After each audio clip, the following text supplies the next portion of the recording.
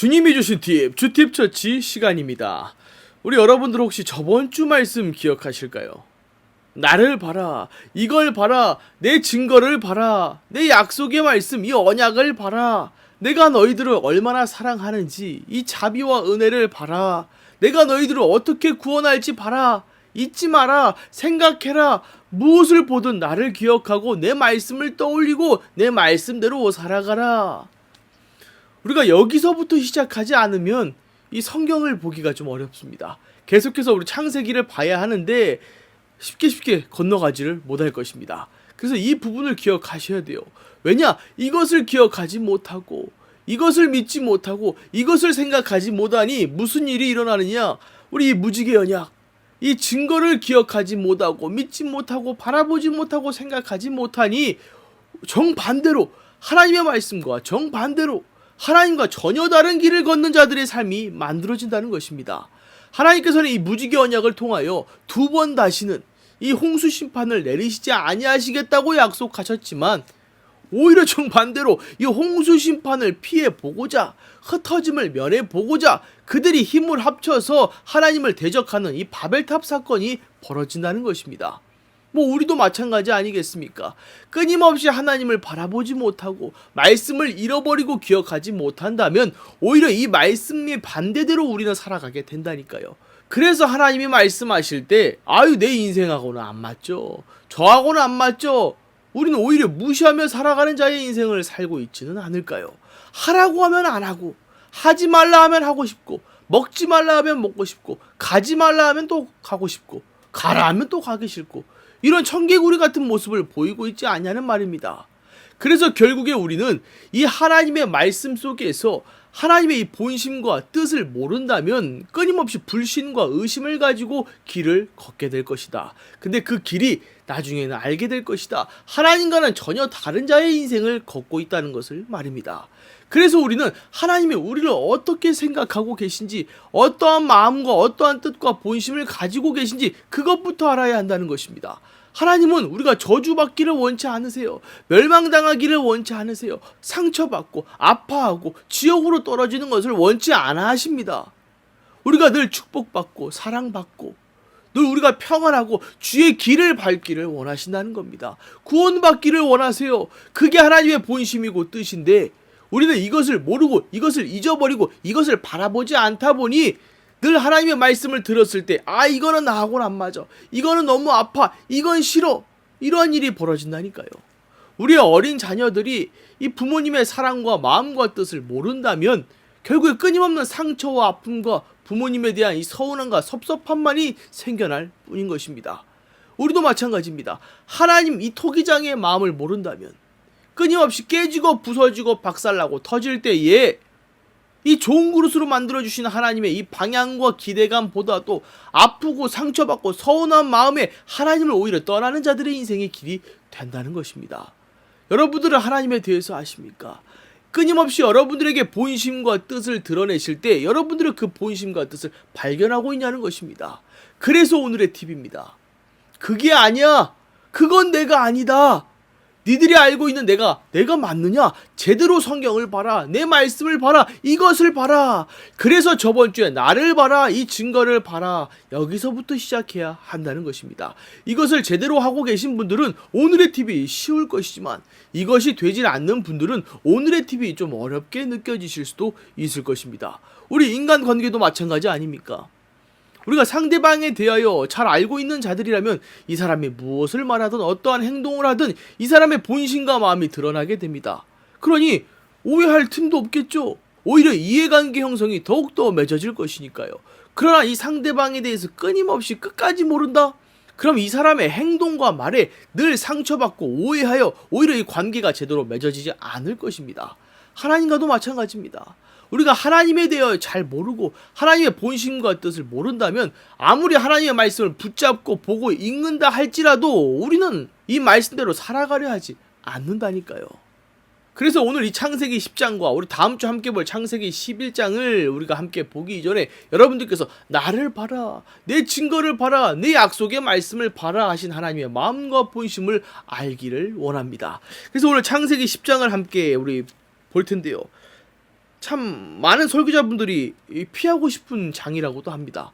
왜냐면 이 노아의 아들들의 또 그 아들들의 이름이 기록된 족보거든요.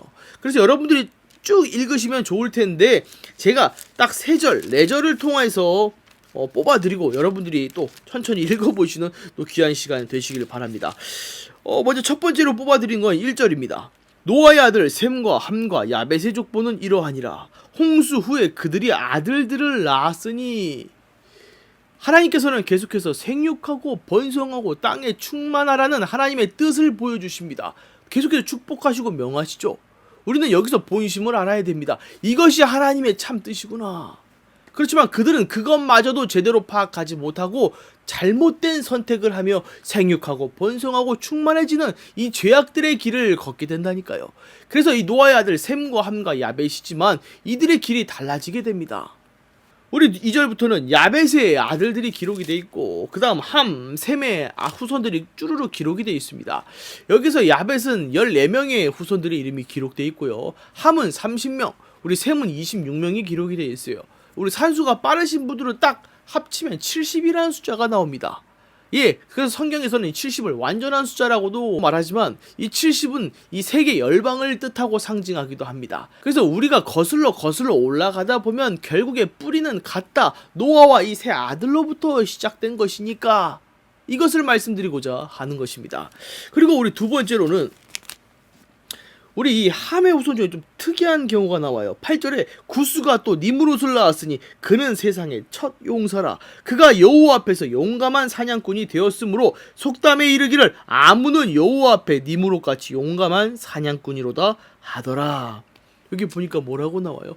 니므롯이라는 이름이 나오는데 첫 용사요, 여호와 앞에 용감한 사냥꾼이 되었다고 기록이 되어 있습니다. 어떻게 보면 용감하고 멋있고 뭐 이러한 좋은 의미로 들려주실 수도 있겠지만 아닙니다. 여기서 첫 용사라는 것은 그들이 전혀 하나님과 다른 방향에 반대되는 자들의 길을 걸었다는 겁니다. 다시 말해서 그들이 힘과 권력으로 인간들을 지배했다는 것을 의미해요. 주님은 우리 인간들을 섬기려 오셨지만 그들은 전혀 다른 자들의 인생의 길을 걷기 시작했다. 하나님께서는 그 앞절에 우리 피를 배웠죠. 생명. 이 하나님의 형상대로 창조된 인간, 이 생명은 다 하나님 손 안에 있기 때문에 우리가 어찌할 수 없다는 것을 보여주고 계셨습니다. 그렇지만 그들은 그것을 어기고 그들의 힘과 권력과 이 정치력으로 인간들을 지배하고 굴복시키고 그들의 나라를 만든 이 첫 시작이 되었다는 것입니다. 그래서 하나님 앞에 용감한 사냥꾼이 되었다는 것은 결국에 하나님을 적대하고 대적하고 하나님 앞에서 본인들의 힘을 과시하고 끝까지 하나님과 반대되는 자의 인생을 걸었다는 것을 의미합니다. 그렇지만 한편으로는 이 모습을 보면 우리의 모습을 보기도 합니다. 과연 지금의 내 선택과 내 길과 내 삶은 누구의 영향을 받고 있을까? 이 함의 후손의 영향을 받고 있는 것은 아닐까라고 말입니다. 여러분들의 삶은 누구의 영향을 받고 계신 것 같습니까? 그리고 우리 세 번째로는 셈의 후손에도 우리 좀 눈에 들어오는 이름이 있죠. 바로 24절에 아르박삿은 셀라를 낳고 셀라는 에벨을 낳았으며, 우리가 나중에 11장을 통해 또 배우게 되겠지만 결국에 이 아르박삿은 이 우리가 잘 아는 아브라함의 직계조상입니다. 결국에 이 셈의 후손으로 아르박삿이 태어나고 아르박삿의 후손으로 아브라함이 태어나고 아브라함의 후손으로 우리 이삭, 그 다음 야곱의 이름이 또 이스라엘이죠. 이스라엘의 후손으로 또 다윗이 태어나고 다윗의 후손으로 또 예수 그리스도께서 이 땅에 오시는 것을 우리는 알 수 있다는 것입니다. 우리는 어떠한 길의 영향을 받고 계십니까? 우리는 길은 나눠져 있습니다. 구별되어 있습니다. 흩어져 있습니다. 그렇지만 하나님의 원하시는 나눔과 구별과 흩어짐대로 우리는 살아가고 있을까요? 우리는 잘못 이 말씀을 보며 하나님은 왜 나눠 놓으시지? 왜 흩어 놓으시지? 왜 구별 지어 놓으시지? 섭섭함과 서운함을 드러낼 수 있겠지만 하나님의 본심과 뜻을 안다면 그런 마음이 없다니까요.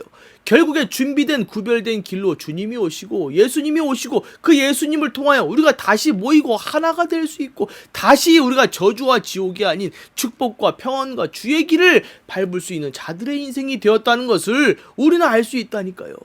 그래서 하나님의 본심과 뜻을 아는 것이 중요하다. 주의 말씀을 보면서도 하나님의 본심과 뜻을 모르고 보면 늘 오해와 불신과 불신이 일어날 수 있다. 그럼 우리는 어떻게 해야 되겠습니까? 오늘의 말씀과 같이, 오늘의 팁과 같이 그건 내가 아니야. 그게 아니다. 이게 아니라 그래 그게 나다. 그게 내 마음이고 내 본심이고 내 뜻이다. 이 음성이 들려지는 우리 여러분들이 되셔야 한다는 것입니다. 그래서 주님께서는 뭐라고 말씀하셨냐? 우리 요한복음 15장 15절에 이제부터는 너희를 종이라 하지 아니하리니 종은 주인이 하는 것을 알지 못함이라. 너희를 친구라 하였노니 내가 내 아버지께 들은 것을 다 너희에게 알게 하였음이라. 하나님 아버지의 뜻과 본심을 알고 그 뜻대로 살아가는 자들은 더 이상 종이 아니고 뭐다? 친구다. 주님의 친구다. 우리 여러분들은 어떠한 자의 인생의 길을 걷고 계십니까? 주님의 친구로서의 길을 걷고 계십니까? 하나님의 본심과 뜻을 알고 그 길을 걷고 계십니까? 그래서 뭐라고 했어요? 나를 봐라. 내 말씀을 봐라. 내 언약의 증거를 봐라. 내 사랑을 봐라. 나를 잘 알아라. 나는 그러한 자가 아니다. 나는 너희들이 멸망받고 힘들어하고 상처받고 저주받는 자의 길을 걷는 것을 원하는 것이 아니다. 그것은 내 본심이 아니다. 난 너희들이 축복받기를 원한다. 난 너희들이 평안하기를 원한다. 내가 만들어가는 이 길에 너희들이 서길 원한다. 이것이 내 본심이다. 우리는 주님을 아십니까? 주님을 아신다면 그건 내가 아니야. 이 팁이 아니라 그래 그것이 내가 맞다. 이 팁을 듣는 귀한 우리 모든 주팁처치 여러분들의 삶이 되시길 주 예수 그리스도의 이름으로 축원합니다.